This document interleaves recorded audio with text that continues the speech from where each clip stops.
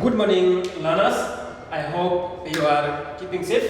So in this class, we want to talk about management and organizations.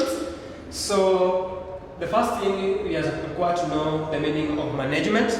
Then we know the principles of management, principles of organizations, functions of management, functions of organizations, and different types of organization structures. From the definitions of management, you can say they include activities of setting the efforts of each, setting effects of each effort, and volunteers. So sometimes you can call management, and there's another definition of management where you can say is the organizations and coordinations of activities of all constructions activities in order to achieve the objectives.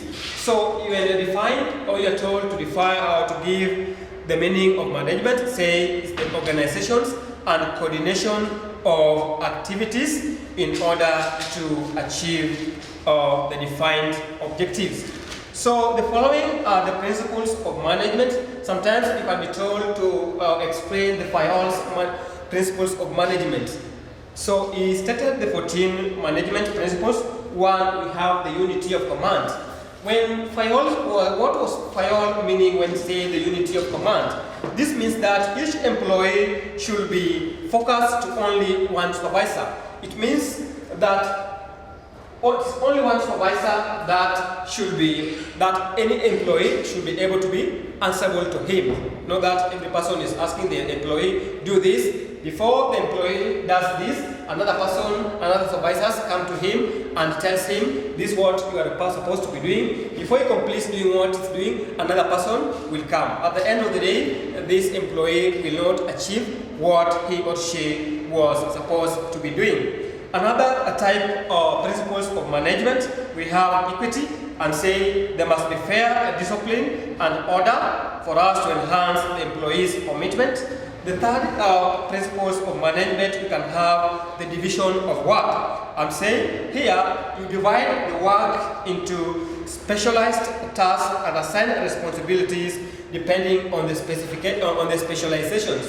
Meaning you give somebody what he or she can do best. In the construction industry, if you are doing the wiring part, it is better to give this to somebody who has done masonry. But when you want to do the formwork, it's better to do somebody who has done the carpentry. When you are dealing with electrical installations, it's better to give somebody who either did electrical installation, so you give him what is best specialized in. Another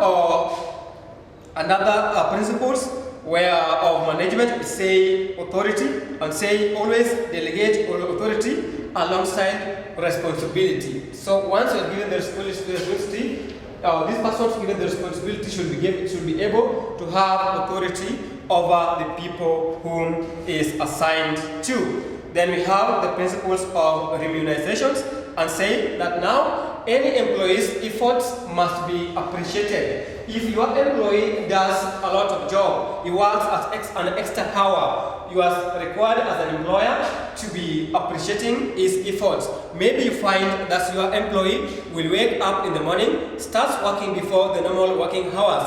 You are supposed to be giving or appreciating this employee who is effort by giving either enticements such as maybe the bonuses, or you give him a free fare when he's coming to job.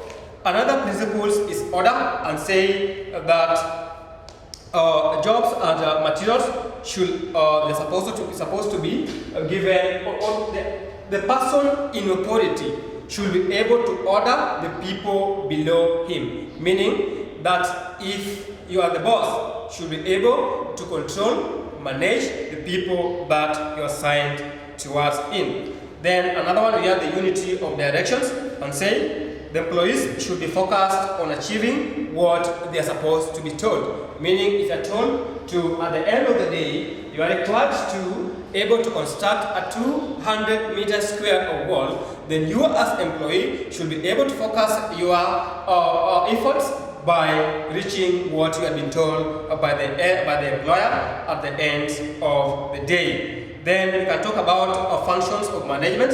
We can say the 5 basic functions of management is foresight, meaning they should be able to see of future plans for the organizations.